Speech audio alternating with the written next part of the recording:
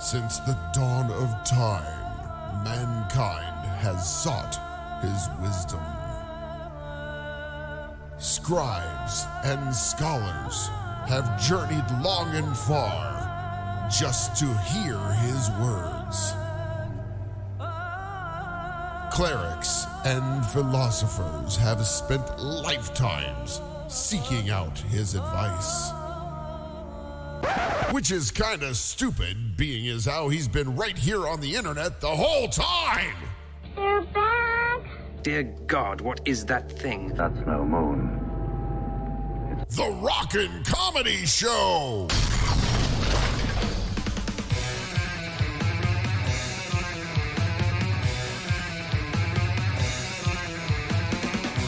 It is the Rockin' Comedy Show, coming to you live from fabulous downtown Las Vegas, Nevada, from the 44th floor of the world headquarters for the International Brotherhood of Men Who Have Far Too Much Back Hair.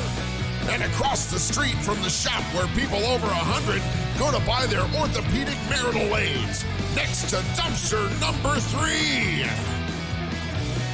Crazy J, along with his co-host, that one person will bring you the best in entertainment, crazy news, and most likely more inappropriate material than you can shake a stick at.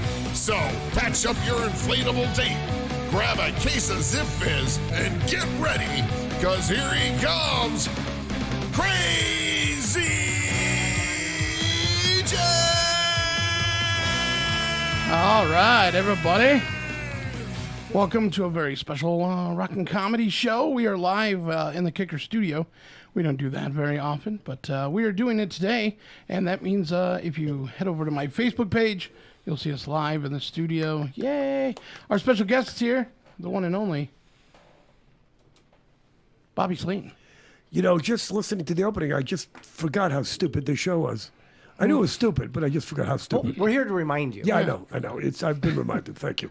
Anyway, it's nice to be here. You know, I wouldn't do this for anybody. You know, I just drove in from Los Angeles. I made that 4.5-hour drive. You know, I used to do that all the time when I lived here. You know, when I had my first gig at Hooters, you remember that? Right. Mm-hmm. We started out as the biggest nightmare because nobody in that hotel knew what they were doing. And it eventually, you know, the CEO, Gary Gregg, great guy, but everybody, they never run a live show before. So they turned this martini lounge into, you know, my showroom. Yeah. And they had that idiot mentalist on before me. The whole place was a nightmare. You know, what I loved about Hooters, you knew that their marketing strategy wasn't going to be great. Right before I got there, I had heard that they had a really terrific sushi bar, but they called it the Bait Shop. That's not a good name for a sushi bar. No. You know, like it's a name. There was a place in New York for bagels and croissants called Hot and Crusty. Great name for a bakery, not for a gynecologist's office. Yeah. You know, so it's like the Bake Shop, not a good name for it. But anyway, so that was fine. And then I had after my residency lasted for 2 years, then I went over to Tropicana, which was a nightmare. Then my friend Anthony Cools, the hypnotist on the strip, came and saved my life, and we tried to resuscitate that room. Before Brad Garrett took it over. But anyway, yeah. So I just have memories of this town where I made a lot of money here for a while, and you were there for me from the beginning. I'll never forget. I know you put it back on Facebook, the race cars with me and Lovitz, and that was a lot of fun. Yeah, that was fun. But it was just so awful because I drive back and forth every week, and and then the months that I was at the Trop, I was pretty much broke. And I'd go home. I do my show on Wednesday through Sunday, I think, and Sunday night right after my show, I'd leave. Like at 9:30, and I go, well, I'm wide awake. I'm all jacked up from the show. So, it's a 4-hour drive, and halfway through, I'm going, well, I'm exhausted. I should have made the drive, but I'm already halfway home. And then I get home, and my daughter, my teenage daughter, would be up with her idiot boyfriend. My wife would be sleeping. The dog would be barking. What the fuck did I come home for? And then I turn around 2 days later, come back to Vegas, and do it again. Right. But this week, not that anybody cares, I haven't played here in a couple of years. I think the last time I played it was at the South Point. And With Jackie the Joke Man. With Jackie the Joke Man. We came in and did your show. Yeah, I think I was here after that, maybe. I did it again, I think. When was that? But a couple of years ago? Yeah, it's definitely a couple of years ago. Okay, well, I think that was the last time I was here. And then, I'm going downtown. There's a new club in the Plaza Hotel. I haven't been downtown in years.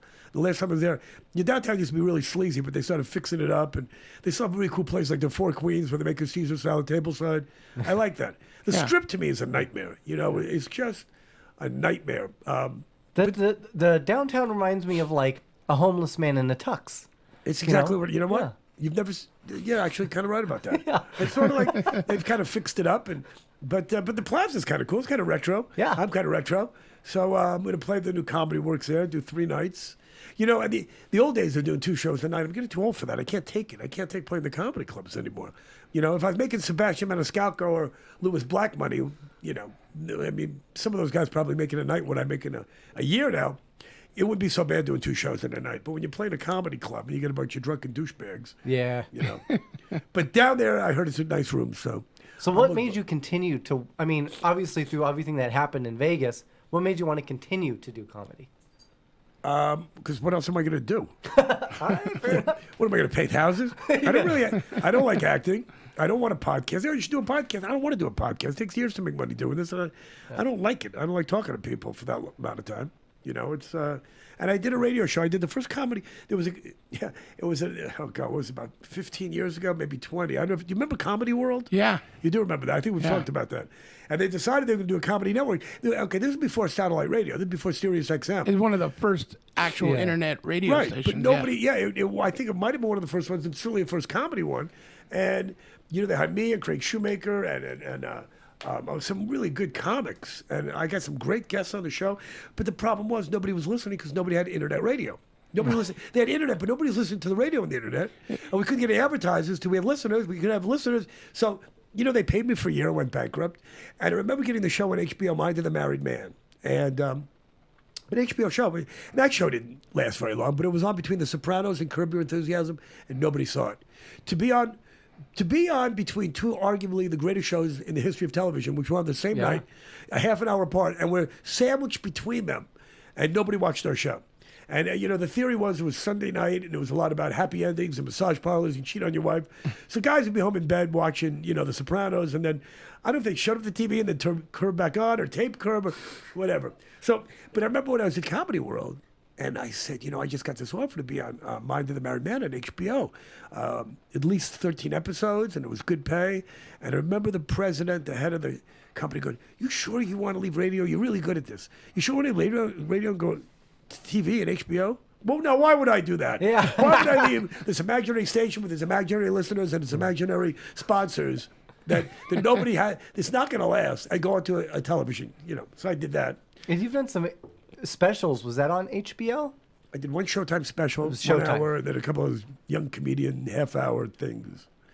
But, you know, it's like I haven't been performing a lot in the last few years, and I don't really enjoy it that much anymore. I like when I could come to a place like this. I enjoyed when I was playing the South Point, but the traveling, it's like enough already.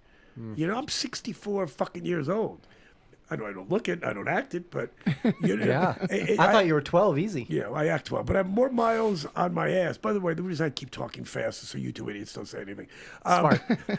You know, I have more miles. used to it. I have more miles on my ass, so I don't really like the travel. And even when I travel for vacation, you know, I go with my girlfriend once in a while. She's in the jewelry business, and she'll go to Chicago or cool towns like Austin and New York and Washington. Once in a That's while. where you vacation?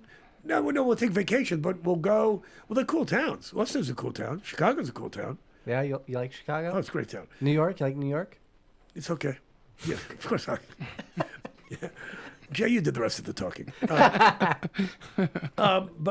Anyway, so it was like, so it's fun. But we went to Europe a few times the last couple of years. I just don't want to get on a plane anymore. I'd rather just stay in my house. Not like Howard Hughes, where I grow the long fingernails and, you know, just eat cans of beans. But I want to. Just you and your life-size gremlin? I have my gremlins. I have all my creature comforts, no pun intended. And you know, I have my pool, I have my drum set, I have my workout room, I have my kitchen, and right down the street from my house, I have Whole Foods and Ralph's and Gelson's, and you know, I love to shop and cook and eat, and I have a little wine cellar. Why would I leave my house? Yeah, I remember we got to do a little tour of your house, and it was really nice. It was really impressive. You did? You guys Yeah. come to my house? We actually got to see where you shit every morning, and it was a blessing. Do you guys? When did you come to my house? I'm trying to. That's right. We was a while- we filmed filmed it. stuff. You were in the process of having some holes pushed in your wall or something because you had a leak or something, and we're like, "This is how the rich and famous live." Yeah. Oh, okay. And you had your Bowflex with all the clown stuff on it. Yeah. My house is a haunted, you see the money pit with Tom Hanks, or Mr. Blandings builds his dream house with, Cary Grant. Those houses were nothing compared to mine as far as problems go.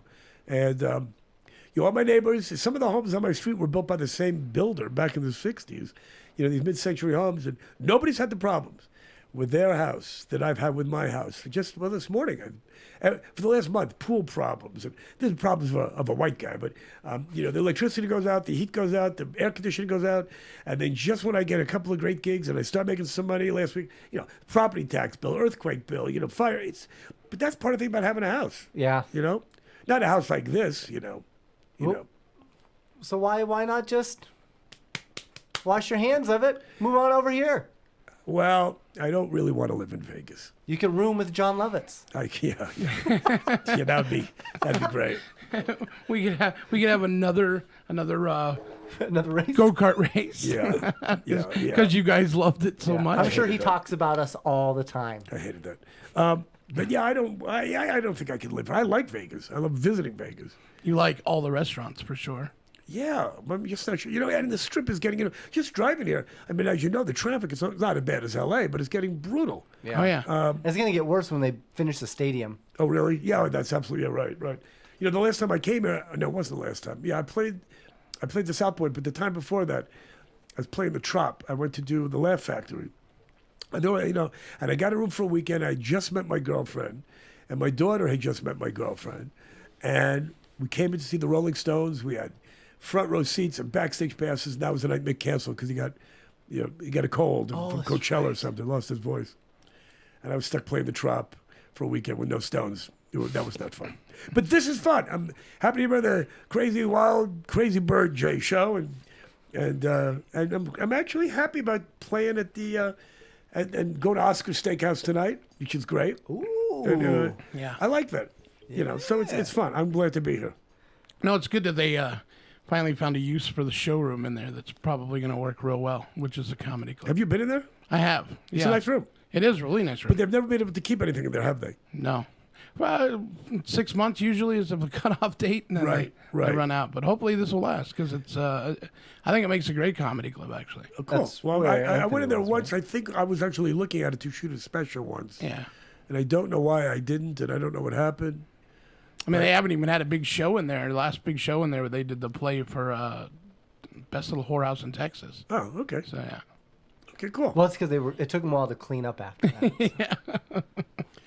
Large cleaning bill. Yeah. You're sharp as ever with those jokes. You're just singing one after the other. You're a sharpshooter. Yeah, quick draw McGraw over there. I wish I could shut it off. Yeah, you can't. So does he. You're a joke machine. You're a walking Borscht Belt. You're a robot. You're a monster. Now shut the fuck up. Anyway. Okay. So, all right. It's gonna be a long hour, I can tell. All right. Well, I pretty much out of stuff to talk about. So if you want to ask me questions, you can. Well, don't talk so fast.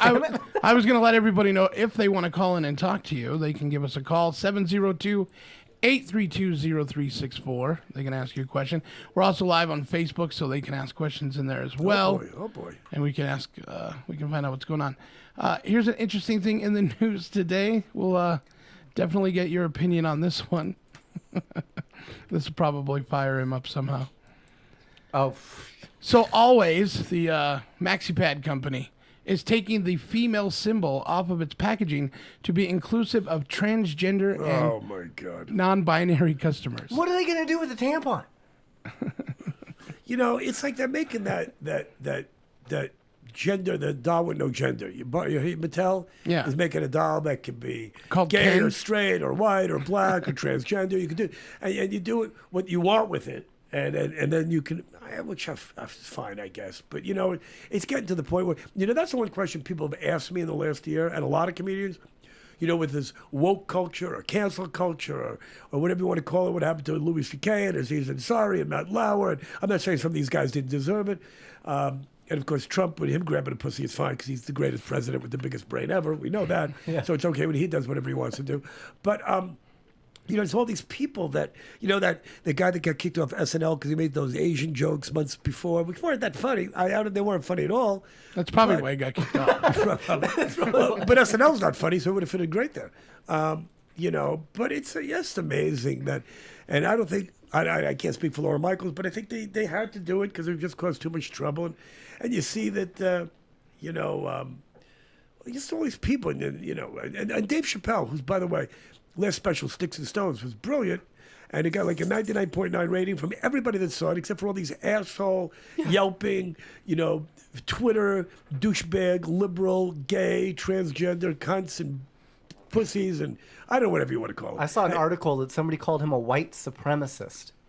Yeah, what doesn't surprise me. So what I was going to say was that, so it's people say, is it hard now to do comedy?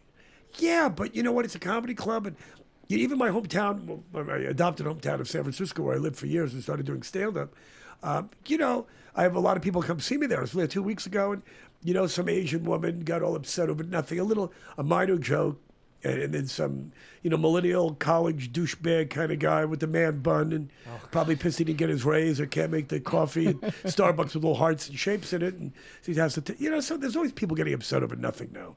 So now that with the tampons and all this crap, with that said, I am thinking about doing the transgender thing.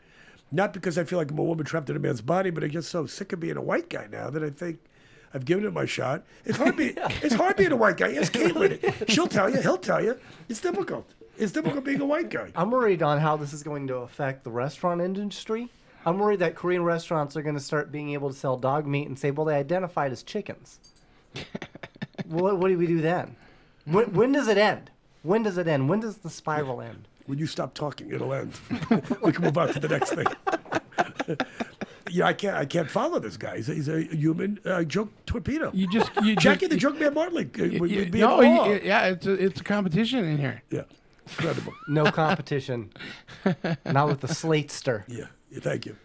Do you find it hard to do your act with all the little snowflakes in the audience? No, I actually like pissing them off. But, like I said, I haven't been working a lot. And I think that I'd say when I play a comedy club, some of the people just come because they go to the club, they're from out of town or whatever. But I'd say, 70 to 80% come to see me or heard me on your show or a TV show or something, so they know what they're in for. And now people will go on YouTube and they'll look at one of my little videos and there's jokes about gays and Mexicans and my wife and, whatever I'm saying. So I think if people don't like that, they're not going to come. I think people do their research now because so many people stay home. You can have Grubhub deliver. There's Netflix and Prime Video and just sports station. There's so much to do at home, I think, before people go out. There's a million choices in Vegas. There's a million things to do in most cities. So I think people do their research. But I still do get, douchebags. And most of them are in their, 20s and 30s. They're college kids who think they're going to save the world. Or, they're just assholes. Well, when I first saw your show, I was in my early 20s. It was different then. Yeah, Jay can tell you, though, to this day, you are still the best stand-up comedian show that I have seen, period. And you think by saying that I'm going to be nice to you for the remainder of the hour? Well, I'm hoping is that your plan? Yeah. You don't think I see what you're doing here? Yeah. But, I mean, it is true. You and Jerry Bednob. I love Jerry Bednob, true. But it's hard. I think we've lost sight of how hard it really is to get up there and do that stand-up. Well, there's guys. Be successful. There's guys that have come along since I've been doing that. I mean, my favorite comic now is probably Bill Burr, and brilliant, and Dave Chappelle and Louis Black, but there's a lot of those guys. I think most of them, or you take Bill Maher, 99% of the people coming to see them know them, so they can do whatever they want. And I think that they're trying to push buttons. Well, they're trying to get laughs. I think there's something that's funny. I very rarely go, yeah, it's really funny, but I can't say that. Sometimes. But, for the most part, I'm not worried about what people will think. If I think it's funny, I could write a whole nother hour now. But the problem with it is I have very, I'm going to say discerning taste, but I don't find that much stuff funny anymore. And everything's been done already.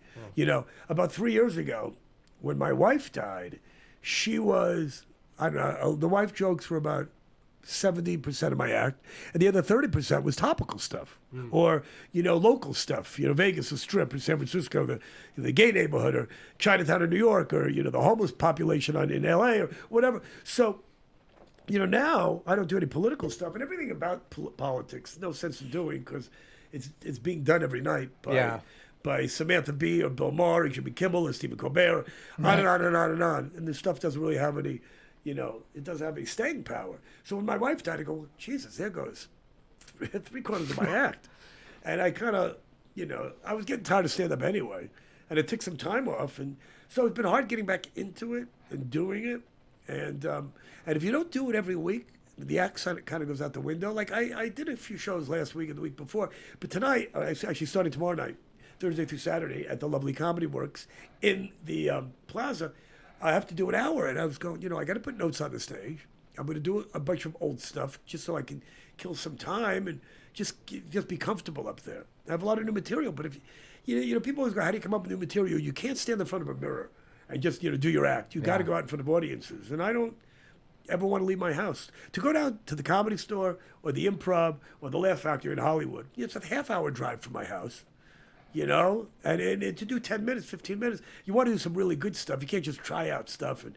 You have to follow Joe Rogan, and then this guy's going to follow you. And there's always great comedians. So I really want to do my best. Every time I go down there, I always try to kick ass instead of using it as a place to practice. Yeah.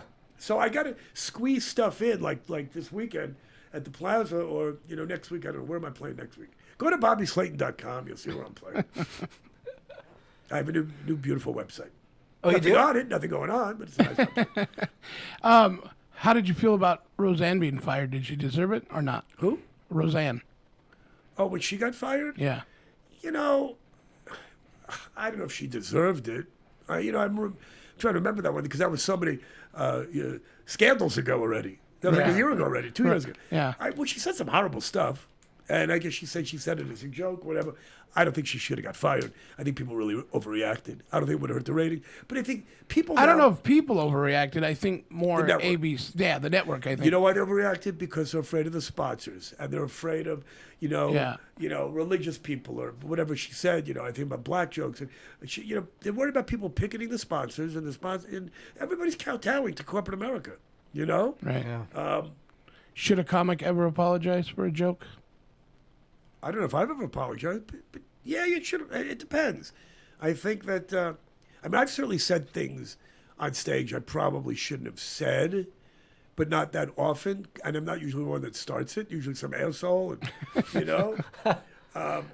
there was one night I remember years ago, and I love the armed services, and I love the men and women serving our country. But there was a guy in the audience that was a fucking douchebag, ruining the show, a horrible human being. And I served over the Gulf War, but wouldn't stop. It went on, and nobody threw him out. I said, "It's too bad you didn't get killed over there." And I'm not, and then other certain people walked out because, and I go, well, maybe I should have gone that far. But it was a personal thing, Yeah. But that's what happened with the guy that played Kramer, right, on Seinfeld. Oh, well, no, Michael Richards, what happened to him yeah. was, well, okay, yeah, but it's because, that's Michael. I remember he went out with nigga, the N-word, and screaming at this guy. Michael was always, and I didn't know him very well, but he was the kind of guy that was, I don't know if he had a short fuse, but he's one of the guys on stage where, he didn't handle fools gladly, and he didn't deal with hecklers. He's a little nutty, Michael, from what I know. Okay. And great actor, great guy. Like I said, I only met him a few times, but I think he probably went off on that guy a little too much. Yeah. But again, you know what? If nobody had, phones in their cameras, which is, I think, a good thing, because the Rodney King thing never would have happened if somebody didn't have a camera phone or happened to be shooting that with a video camera or whatever. A lot of stuff, and if police didn't wear those cameras on their body, there'd be a lot more crap going on. So it's good and bad. Yeah. But I've certainly said things. But should a comedy club step in when they can tell that the comic is getting agitated, or do they need to wait for the comic to go get him out of here? That night in that club, somebody should have said something to the guy, and I think they did, but he was just drunk and out of control. And it was a small club. There's no security. Most clubs now have really good security, and they're people, It was the Laugh Factory, wasn't it? Was what? It was the Laugh Factory, Oh, no, wasn't you're it? talking about Michael Richards. I was talking about the thing that I did. Michael Richards, you know what? It didn't seem, look, I wasn't there. It didn't seem like going on very long. The guys were maybe talking a little up there. Yeah, I think, I know they were I think he heckling. overreacted with the N-word, and I think he went a little crazy, Yeah. But is that something like you should blackball him for the rest of his, comedy career? Or? Well, he wasn't blackballed. I think he did. He apologized. He did. That was probably a good thing. If I would have done that, which I wouldn't have, I probably would have apologized too. I remember there was one time I felt bad, and they said, I'm trying to remember the times that I really walked off stage and I shouldn't have done that. There was one woman who was horrible to me once. You know, and not about heckling or texting. Are we still talking about your wife? Or No. Yeah, thank you. We can get back to it if you want. But she was in the audience and she was awful. And she said something about, are you married? And she goes, no, my husband's dead. And I said, lady, if I was married to you, I'd kill myself in the car. and half the crowd was laughing, and half the crowd, oh, I can't believe you said that. Well, she started it. yeah, exactly. You know? That's right. And now that my wife's dead, I think I have a license to make those kind of jokes. I did it before, so what's the difference? Bobby Slayton's here, everybody. We're going to take a quick break. We've got more coming up, so stick with us here on the Rockin' Comedy Show. Kicker Audio.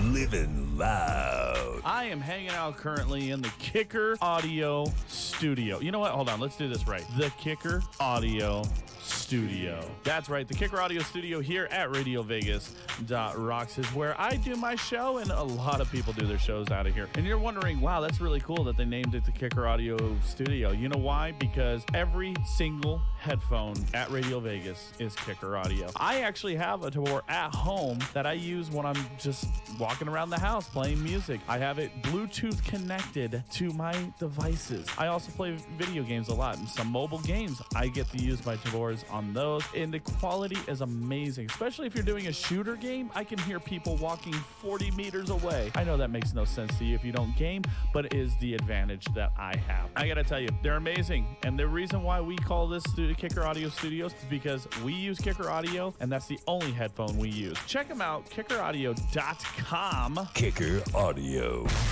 Living loud. I took my family on a vacation like the one you're about to hear about, and we had an amazing time. And the best part about it was the price. If you're looking for an amazing, fun-filled vacation for you and your family for an unbelievable price, keep listening for details on how you can get a fabulous 4-day vacation for just $99. Westgate Resorts has been a leader in affordable vacation plans since 1982, and now you can choose from over 10 beautiful resort destinations across the United States, like Orlando, Florida, or the Smoky Mountains in Tennessee. So whether you love world-famous theme parks or the tranquility of nature, Westgate Resorts has your next dream vacation. Plus, if you're one of the first 100 to call, we'll tell you about our $29 Las Vegas special. Call right now to book your amazing vacation for only $99. 800-430-9466. 800-430-9466. That's 800-430-9466. This advertisement is being used for the purpose of soliciting sales of a timeshare plan. Restrictions apply. Go to Package start at $39.99 a month for signed agreement. Restrictions apply. Speak to a representative for complete offer details. See Vivint.com for license details. Homeowners, if you're looking for the best in home security and smart home technology at a price you can actually afford, we have great news. You can now get Vivint's award-winning smart home security systems starting at about $1 a day. U.S. News and World Report has recognized Vivint as the top home security system of 2019, calling the Vivint system the best for a complete package of home security and automation, the best pro-installed home security system, and the best home security system with cameras. And right now, you can get Vivint's best home security and smart technology for about $1 a day. Plus, get free professional installation. Protect your home and loved ones for as little as $1 a day. Call right now for your home security consultation. 800-832-1281. 800-832-1281. That's 800-832-1281. Hey, listen up, guys. I'm here to tell you about Ball Wash. That's right. Ball Wash wants you to stay clean, smell great, and be fresh. Let's face it, it gets a little funky down there. Nobody likes it. So Ball Wash, it's all about quality grooming products for men that work hard, play harder, and care what they put on their body. Ball Wash, Sack Spray, and Nut Rub are the ultimate trio to keep your package in perfect condition. I gotta tell you, I was skeptical at first, but I tried the Ball Wash, for your nuts, butt, and body with activated charcoal, and it is a feeling like no other. But it's cool, because they've also got the Sack Spray. That's right, they don't disguise what it is. It's definitely for the sack, and it's awesome because it neutralizes odor and irritation. We know it gets a little hot and gummy down there. It's disgusting, right? We're disgusting. And they've also got the Nut Rub. You gotta love the Nut Rub. Ballwash.com is where you're gonna want to go. You're gonna want to enter the coupon code Radio Vegas. You're gonna get 15% off. Gotta check them out, guys. It is totally worth it. Get Ball Wash today. Go to ballwash.com. Coupon code. Remember it. Radio Vegas, and you're gonna get 15% off. It's a Rock and Comedy Show, everybody. We're back. Yeah. We're back. Yeah. We're back. Let me put on my cans, which is headphones. Which are beautiful Kicker audio headphones, by the way. Very nice. It's sponsor? They are. Big banner behind us. Should give it away. Oh, yeah, Kicker. They're good. And speaking of Kickers, I'm wearing Skechers, the best shoes in America. Yeah. My dad loves Skechers. Skechers is the greatest. I just wrote some commercials for them, and they gave me a bunch of free shoes the last few years, and I never realized how great they were. What's that buzzing noise? Do people hear it or just me? It's probably just you and your bad hearing. It could be my imaginary friend doesn't feel well talking to me. Yeah. Could be. Okay. A little connection in your little thing there. So what were you wearing before Skechers? If Skechers is so comfortable No now? shoes. I wasn't wearing any shoes. Just. No, but they're great. Okay. Can you plug that into another plug? My headphones or no? I think we're just try. Twisted up there. Top-notch equipment you guys got here, I must say. It is. Okay. Well, I can't hear a thing now. Okay, there we go. You told me to switch. That's what I was doing. Okay. A little loud. But it's okay. All right, anyway, turn me down. I can't stay listening to me. Okay, that's better. Anyway, your Skechers are great. They're just fine shoes. Matter of fact, I might have a couple of coupons in my wallet to give you guys for a free pair of Skechers. Sweet. It'd be nice. So you took a little break from comedy. What were you doing as a hobby? I was doing, over the summer I went to Spain. I did a movie for Woody Allen, although that didn't take much time. He flew me to Spain, and of course, because you're in the Union, you got to go first class. Beautiful little town of San Sebastian. And they put me up for like 5 days in a gorgeous hotel. I worked for 2 hours, and I ate and drank my way through that part of Spain. And it was great. But besides that, I Curb Your Enthusiasm. That only took a few days. That's not out yet. I used to work 3 weeks out of every month. I do I go on the road Thursday through Sunday, and then maybe 2 weeks out of every month. And now it's maybe 1 week a month. It's funny. I've been working the last few months constantly, and then I'm off for 2 months. And what I do is, I wake up every morning. I'm up 7 in the morning. That's why I don't like doing stand-up as much anymore. I don't mind doing one show like this weekend at 9 o'clock. But I go, wait, there's a second show I'm on at 11? Usually by 11 o'clock, I've been up to pee 3 times already. I get up at 6:30, 7 o'clock every morning. I'm used to getting up early because for years, I had to catch planes to go to a city. And when you get to the city to do stand-up, you got to get up and do morning radio or morning television. And then when I was home, 3 or 4 days a week, I always felt guilty, and I would wake up still 7 o'clock in the morning and make my daughter lunch and take her to school when she was little. And then I would walk the dog. And anyway, so over the years, I'm just used to getting up early, So I'm up at 7 o'clock. Me and my girlfriend go to the park. We walk her dog. I come back. I work out in my gym.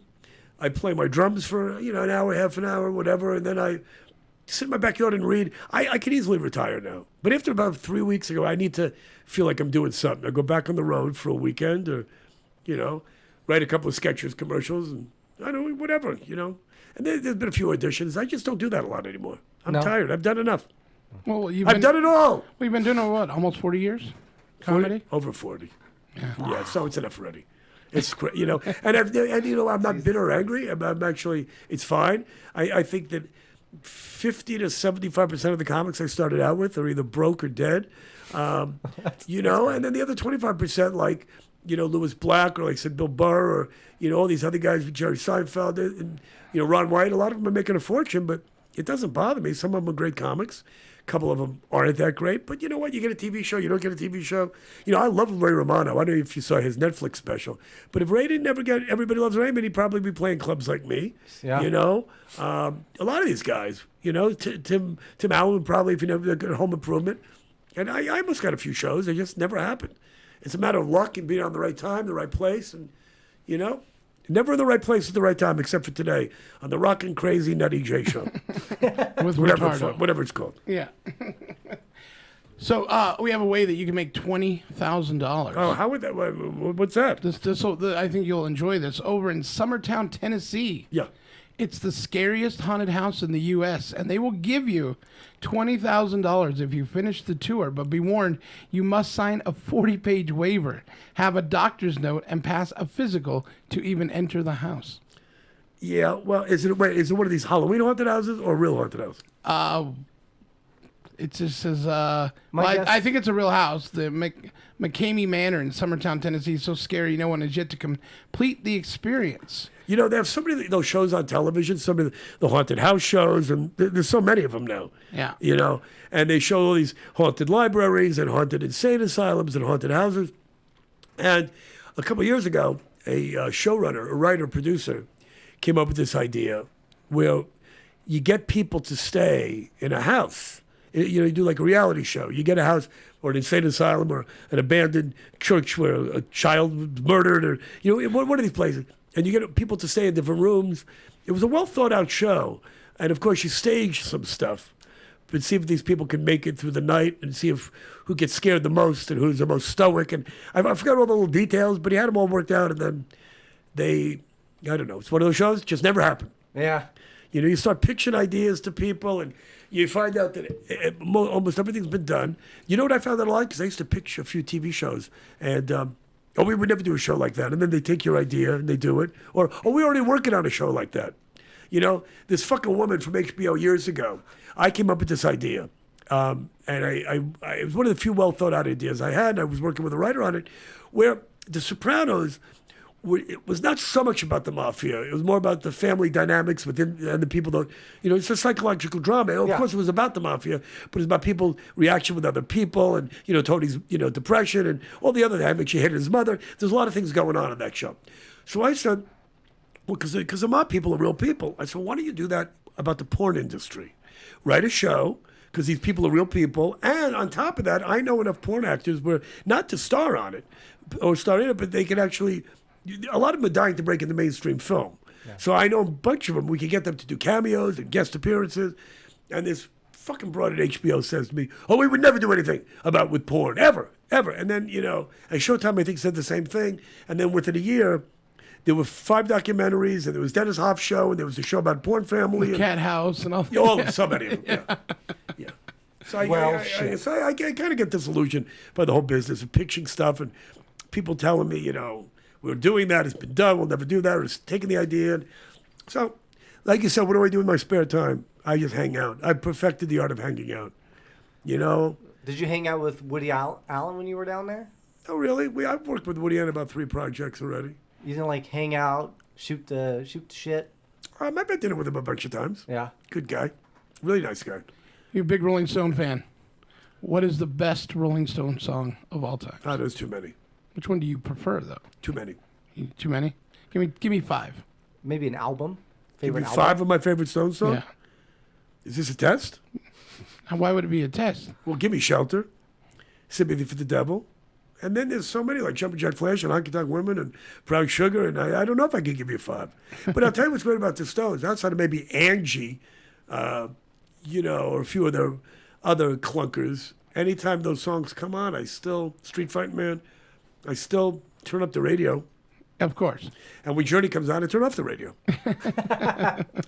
Some people feel that way about the Eagles. What about the Eagles? Some people will turn the radio off. Yeah, the Eagles are a great band. They're not one of my favorite band, but they're doing fine. They don't need my opinion. I don't think they care what I think of the Eagles. They still have some great songs. It's just I never say, Alexa, play the Eagles. Right. Now, have you had a chance to, like, meet What's that? Mick Jagger? What about it? Have you had a chance to, like, meet him? Met him a couple times. Yeah, that's pretty cool. That's pretty legit. Well, yeah. Well, the first time I met him, just briefly, very quick passing saying, but I took my daughter, who was my girlfriend at one time, but no, I took my daughter to see the Stones when she was about 12, and she was starting her singing career, and we were backstage, and Mick was there with his bodyguard, and I know the Stones were about to go on. I don't want to bother the guy because everybody, hey, Mick Jagger. But he was standing right there and I said, Mick, I don't want to bother you. And I was like, kind of shaking him. Oh my God, it's Mick Jagger. You know, wow. But you don't want to look like that. And I said, my daughter Natasha, she just started her singing career. And, you know, she just wanted to say hello. And he was, oh, Natasha, nice to meet you. Good luck. And he walked away, and I'm going, that's Mick Jagger, how cool was that? And she said, well, it's not like it's Britney Spears, but it was cool. And that's when Britney was, just starting out. And, she's a 12-year-old, adolescent chick. So, I guess Britney Spears would be more of a thrill for her. Was that would you say that was when you were like the most like starstruck by another celebrity? I don't know about starstruck. Yeah, I haven't been really starstruck since when I got into the business because, in L.A. you see all these people. I've seen them, you see them at the car wash. I don't see Robert De Niro in the grocery store, but you see some of these people, and and I'm more starstruck by not the big celebrities, but by. I remember when I first moved to L.A., I was sitting in traffic on Santa Monica Boulevard, and Otis, the drunk from the Andy Griffith Show. Oh! And he must have been in his 60s, 70s by then, though he always looked old. I go, Otis, how are you? And he goes, how do you know me? How do you recognize me? And boy, the show's in syndication. It's on every day. Yeah. I grew up watching it every day when I played hooky from school. It's the Andy Griffith Show, Andy Mayberry. And then, so I was more like the grocery store I go to. I used to see all these people. A lot of them just already passed away. There was one guy, I forgot the sheriff, I forgot his name, from Killer Clowns from Outer Space. When the clowns put their fist up his back or up his ass and made him talk. Yeah. So I saw him and he goes, Killer Clowns, great movie. He goes, how do you remember that? That's one of my favorite movies. I also played a wormer in the Dean in Animal House, and Kevin McCarthy, who was in, I'm a big sci-fi horror, 30s, 40s, 50s horror movie fan. Invasion of Body Snatchers. Invasion of Body Snatchers. Yeah. So Kevin McCarthy was always in Gelson's, my grocery store. And I saw him one time in the vegetable section. And I picked up like a big eggplant. I go, they're here! They're here! I don't remember if he laughed or not. I think he did. Just walked away casually. I think he laughed. But, I do see every once in a while Paul Stanley in the grocery store. I see him pretty often. So I'm in Costco a few months ago, and I say, he lives not far from me. So I'll see him in the grocery store, and I go down to the end of the aisle he's in, so I can yell down the aisle, who likes to rock and roll all night at grocery shop every day? And he rolls his eyes and always smiles. Didn't you used to live next to Joey Ramone? No, Joey Ramone, you can see his house from my house. You can see it. His wife still, right? His widow still lives there. His incredible wacky house from that sick broad Paula Abdul lived down the street. She's since moved. Yeah, she's doing a show here now. No, it's great. Oh no, I heard it's not actually. No. So 40-something years of doing comedy. Yeah. What ordinary job did you do before you got into comedy? Oh my God. My first job. You mean when I was 15 or when I was a grown up? Or just whatever. What kind of jobs did you do before you did this? I moved to San Francisco when I was 20 and couldn't drink because, when you're in New York, 18 was the drinking age. And back then, in the early 70s, you didn't really need a picture driver's license with a hologram on it. You could use your older brother's library card or draft card you used to get and say you're him because there's no picture. Yeah. And, and fake ID. And so you could really start drinking at 16, 17. So I get to California, 20 years old, can't drink. That was a bummer. But I got a job downtown, handing out catalogs for some, discount showroom company. And then I moved up to working in the stock room, with the clocks and the lamps. And and then my first major job that was even a glimmer of showbiz to me was I got a job at a record store, Banana Records. So now I'm way out of business a long time. They were a chain in the Bay Area. So I went to work for Banana Records, and I would get, the record company people would come in and give you posters, or they would give you free records. Oh, cool. Because they would hope you'd play them in the store and promote them.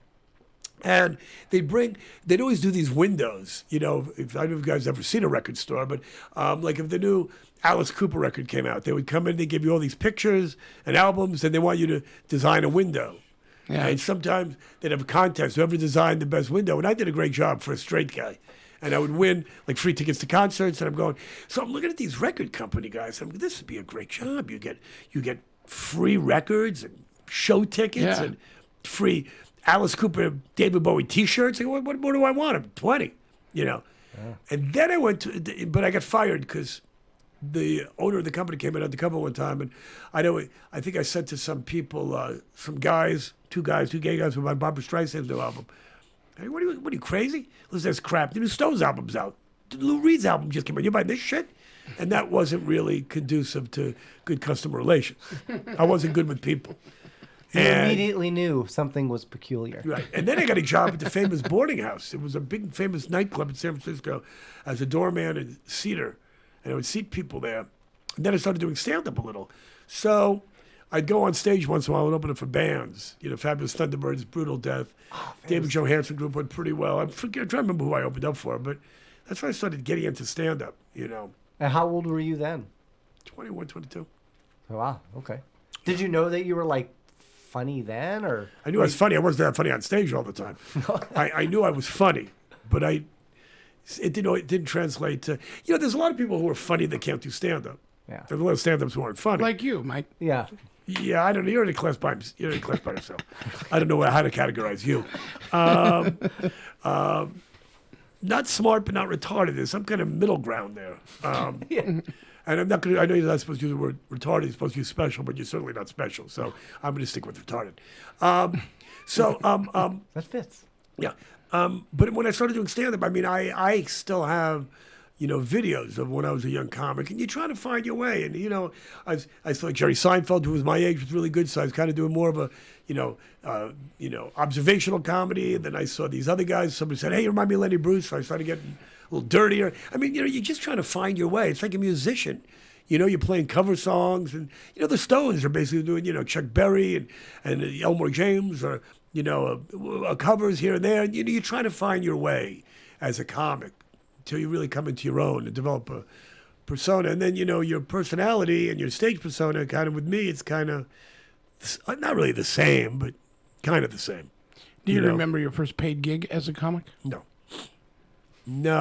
I mean, it was probably, oh God, no, I don't know, because I was 21, 22, and there was a Holy Cities. There were a few clubs in the Bay Area, and and they started using, you know, as an MC, I don't remember which club it was, and I started opening for some bands a year or two later, and I would pay like $25 or $50, but I don't remember the first one.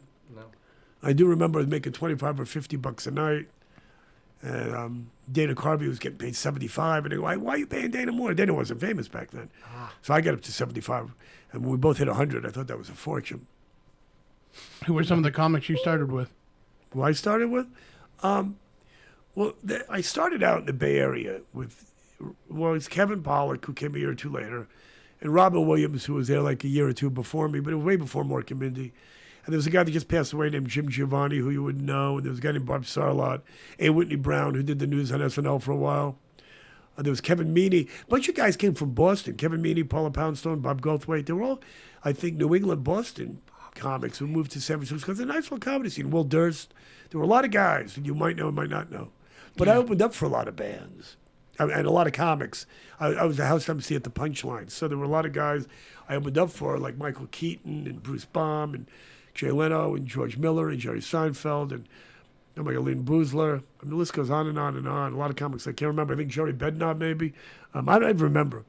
But there were a lot of famous comics who opened up for me before they were famous. Ellen DeGeneres, David Spade, Ray Romano, Roseanne, Patton Oswalt, Jon Stewart. I mean, that goes on and on and on. So, is there anybody you worked with that you were surprised made it and you didn't think they would? Me. No, I wish I made it. You see how effortless it was for me to get a laugh and how hard you try? And that's the difference between being funny and just trying too hard. It's okay to try, but you know what? It's like what you do is like you're trying to, it's okay to play basketball, but you're never going to become, an NBA star. You're trying too hard. Just relax, okay? Yeah, I'm not black enough for it. There you go. No, anyway, so there's anybody that made it that I can't believe they made? Why you talk about becoming famous? Yeah. Well, I hate to badmouth anybody. Look, I give credit to any it's not comic. really badmouthing. It's just like oh wow. Well, there's no comic that I can think of offhand. There's a lot of comics. Look, Carrot Top's a friend, and I love Carrot Top. But I remember when he started out, I'm going, this is really dumb. But he'll be the first one to tell you it's really dumb. But he does it so well, and Gallagher did it so well. Yeah. and they built it into a great professional show. And my wife and I had gone to see him because I was living here for years, and everyone would see a show, and it's like the Three Stooges. This is so stupid, but it's funny. Yeah. And funny's funny. Yeah. It fits him. Yes, right? it's perfect. So no, and there's no comics that I've seen. There's comics I don't like, and I'm trying to think. There used to be more of them, but I can't really think of any anymore. Yeah. And they're dead. Huh? And they're dead. Yeah, they're dead. Or, but no, you know what? Any comic that makes it, good for him. And congrats to Carrot Top. Just got extended to 2025. Good for him. Store. Yeah. You know what? This town, there's a lot of competition. He puts on a great show. People love him. He's not a fun offensive. show. Yeah. And he's a good guy. So. Did you say that you had opened for Michael Keaton? Well, yeah, Batman Keaton. You see, he started out as a stand-up. I didn't know that, actually. A lot of things you don't know. That's true. Yeah. Yeah. You know what you don't know? How to be funny. Well, that's one of those things that come with age. Yeah. Oh, well, yeah. Okay. Yeah, believe me, I know. No, but no. There used to be like when you're a younger comic, that guy sucks. That guy steals material. I don't really care anymore. There's too many problems to worry about that, and too many people to hate that I just don't give a shit. Yeah, I used to hear that all the time about Robin Williams was the joke thief, and he'd write people a check and apologize for stealing their joke or something. Yeah, but Robin, I always give him a pass because he was one of these guys that he was a good friend, but he's one of the guys. I don't think he would know he's doing it half the time. He took one of my jokes and did on SNL once, and then I called him up. I go, that's my joke. I'm sorry. Should I send you money? I go, no, you don't need to send me money. And then when he was Robin Williams on Broadway, he did it again. And I go, oh, Jesus Christ. And then Bill Maher did it, but I don't think Bill Maher took it. I just think that I think these guys, people hear jokes. They hear so much, yeah. They hear them, and and they just, I'm sure I've done that. Stealing jokes is horrible, but you hear so much stuff. If I think of a joke and it comes to me too easily, or it sounds familiar, I ask a million people before I even do it. Yeah. And then there's jokes that everybody comes up with the same idea. If you do a Trump joke, somebody else has thought of it. So you might as well just do it. Just worded different. So whatever. So you're doing 3 shows over at the Plaza? 3 shows, that's it. 1 show tomorrow, Friday, Saturday. I came in a day early, do a little press, and this. Yeah. And by the way, none of your imaginary listeners have any questions. Nobody. Do you know? Well, I did a show a few weeks ago, and it was a big benefit show, and they said, Bobby, you mind doing a meet and greet after we charge people extra $20? I go, they come back, they take a picture. I think had 3 people. Nobody wants to meet or greet me. It's fine. I don't take it personally. They're scared of it. They're scared of you. Scared of me, yeah. Should have been like, where's my $60? I was just looking to see if I had any calls. I have no messages either. No. No. We had one person that said, Bobby Slayton, he's the best. Who said that? John Paul Ranoli. I think you said John Paul Ringo. Thank you, John. We had Michael Duber who put, do you guys drink White Claw? What? Do we drink White Claw? Oh, what's that? Oh, that's yeah, it's carbonated. Brand new Zima, right? Yeah. I just read something about that in the paper yesterday, 2 days ago. It said it's the only carbonated alcoholic drink that looks like it's doing well or something. Yeah, it's like Setzer alcoholic water or something. And it's. Why would people want to know if you're drinking that? Why would they care? I don't know, because he thinks he's funny. I don't know. Do you like fries with your burger? What do you care? Actually, speaking of that, food, have you been to, or are you going to go to Casa de Amore? Oh, I love that place. Yeah. Their stuffed pork chop. I haven't been there in a long time. With the owner, Michael? No? Who's the owner? Is his name Michael? I have so many places. I haven't been. Yeah, I think so. I think actually, I don't know. Yeah, that place is great. I forgot about that restaurant. What's great about Vegas, I mean, you have all the chain restaurants and all the famous chefs and, on the Strip, but it's nice to go off and, Rosemary's is out of business. That used to be great. That was one of my favorites. I used to go there with David Brenner all the time, and Casa de More. And there's Isn't that a place with a giant lobster? The pot. Wait. No, that was pub. Alan Albert's. No, there was one over by the MGM. Oh, there was the guy used to hold the you see sign the was him. billboard with Yeah. a lobster. You know the lobster wasn't that big. It was a photographic thing. No, the one I- that was I- as big as the guy. Right, but that's the same restaurant, right? Rosemary's? No, that was something else. That was Alan a Albert's. different one. No, it was a different one. But now everything's all that corporate, strip, but it's great. You get some great ones. There's every nice hotel has a great steakhouse. Oscars, of course, is my favorite. I'll be going there tonight. Yeah. And, last time Hugo Cellar downtown is pretty good, too. The what? Hugo Cellar. Oh, really? Yeah. Oh, I've heard of that. Yeah. But what my problem is now? I can't eat before the show. I do a 9 o'clock show, and I do an hour. And if I eat, I got to drink. I got to have some wine. And I'm so exhausted. It's hard for me to do a show. And after the show, like by 10:30, 90% of the restaurants, the good restaurants, are all closed. Yeah. Even in Vegas, even on a weekend. Even when I was at Hooters and the Tromp, or I was working at the Riviera Comedy Club, or whatever, I'd want to go eat after the show, and all the restaurants are closed by 10, sometimes 10:30. Yeah. It's Vegas. Everything. I mean, of course, the coffee shops are open, and there's some fine little places, but the main places you want to go and sit down, so many of them close early. Yeah, thanks to Postmates and Grubhub and all those other places, I can just... Do you cook when you don't look like you cook? I cook. You do cook? Yeah. What are you making tonight? I'm not making anything tonight, but I'm going to a friend's house that'll be cooking. But Very nice. I like cooking Italian stuff. I like Parmesan chicken and that kind of stuff. Very nice. Yeah. That would be chicken parmesan. What? It'd be chicken parmesan, not parmesan chicken. Whatever. That's a dyslexic way of saying it. Well, I'm It's a chicken retard. parm. I'm a retard. I'm not allowed to cook. I burnt the hair off both of my arms trying to make eggs. Blew off my eyebrows trying to cook ramen. I've been officially kicked out of my kitchen. My wife does all the cooking now. My He got dad's married cooking. since you Yeah. were here. Really? Yeah. Isn't that weird? Why'd you do that? You know what? I just think it was time. The real question is why did she do that? Why? Yeah. Is she retarded too? Tell him how you She's met. gotta be. Listen how he met his wife. Oh, okay. So I went on to Match.com. Okay, Match.com. Wait till you hear how I met my girlfriend. Go ahead. Okay. So I get on Match.com. My buddy's like, "You should really do this. It's gonna be great. It's gonna change your life." I was like, all right, fine. I was on for about 15 days, and I put on I followed their list. You know what I mean? I like long walks on the beach, looking for love, blah blah blah blah blah. And the responses I was getting, like if I were to take some of these ladies to the movies, I'd need to buy three tickets, because they're so big, huge places. I'm like, are you gonna eat me after the show? Like, I don't understand. Why are you talking to me? And this one gay black guy who wanted to take me for a ride in his yacht. I told him right up front, though, you can't afford me.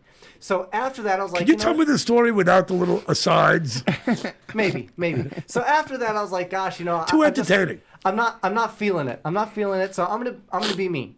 So I completely changed my profile, and what I put was every Tuesday, me and some of my friends, we like to do a lot of charity work. So we go behind our local 7-Eleven and we shave cats. We then donate that hair to Fruit of the Loom, who use it to make children's underwear in Mexico. So there's cats getting shaved every season, and less kids on the street in Mexico going commando. So it's really a win-win. And that's actually what I put on my profile. And my wife saw that and was like, I need to meet you. I need to meet you right now. And that was on Valentine's Day. We met then, and I told her that day, I said, I'm pretty sure I'm going to marry you. You told her that day? I did, yeah. Yeah. We met that night. And I knew. It's just weird, but I knew. And about 3 months later, she was like, "You're really going to marry me, huh?" I'm like, "That's my plan." She said, "Cool." Picked up the phone, called Disney, made us a reservation for 15 months later, and said, "You have between now and our marriage date to propose." Wait, you called who? She did. She called Disney. Disney? Fairy Tale Weddings. Yeah, we got married at Disneyland. You married her at Disneyland? I did. I was wondering what kind of retard would do that. I always wonder who these idiots were. They got married at fucking Disneyland. Yeah. A fairy tale wedding, which is so stupid. Because you know in another couple of months, it's not going to be Prince Charming and Cinderella. You're going to be Captain Hook, and she's going to be the Beast. You know?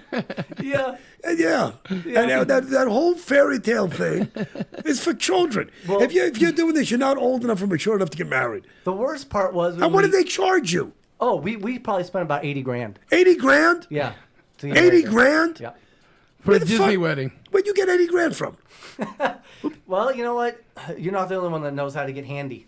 Okay. Her parents didn't pay for it.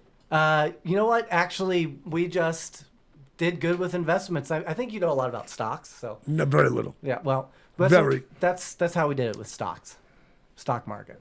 $80,000 get married at Disneyland? $80,000. And you stayed at the hotel there? We did. We actually stayed in one of the suites. We Oh had 2 my God! suites. And you went on rides the next day? Yeah, we did rides. Actually, the very next day after You know what his married, wedding we went to song is when Hawaii. they came in for the reception? The theme to the Muppets. What? Yeah. Yeah. That was our jam. It's hard to make me speechless. It happens it's like a full moon. Every 7 years when you come on the show. Like Haley's Comet every 70 years. You know, wow. I was what kind of idiot would do this? Now I know. Now you know. But it actually doesn't surprise me. I just never met one of you people. You know, it's one of you Disney people. It's like the Yeti. You see the pictures, you see the footprints, but you know, I don't really believe it till I see one. Well, what's crazier is when we had our wedding, I didn't know half the people that came. We sent out all these save the dates to like a bunch of family that I've never met. Why would you do that? My sister was like, here, these are all the people I sent save the dates to, so it's only fair that you send your save the dates to. None of them will show, but they'll all, send you like congratulations cards and things like that. I said, cool. 100 of them. So we sent them all out, and they all came back with an RSVP. People I never met before. So Yeah, right. I couldn't even invite half of my family because I had all this other family coming. Oh my God! Oh my God! It was a madhouse. Oh my God! Her mom locked herself in the room during photos. I mean, it got nuts. All right, well, I'm going to make my story a lot shorter because I told you I was going to stay for an hour. I want to go check into my hotel. I met my girlfriend at her husband's funeral. Whoa! I spoke at the service, and my wife died 3 months later. I called her up. I said we should have a drink, and that was 3.5 years ago. We've been together ever since. Did people give you a lot of grief because they thought maybe it was too soon for you to start dating? I was dating while I was married. Right. No, because my wife died.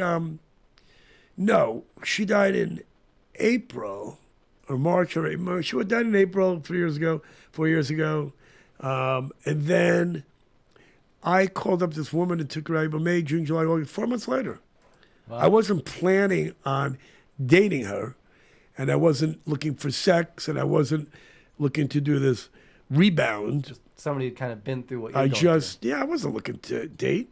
I don't think she was either, but I took her to my favorite restaurant, Rayo's, not here, but the one in L.A. One here is great, too. Yeah.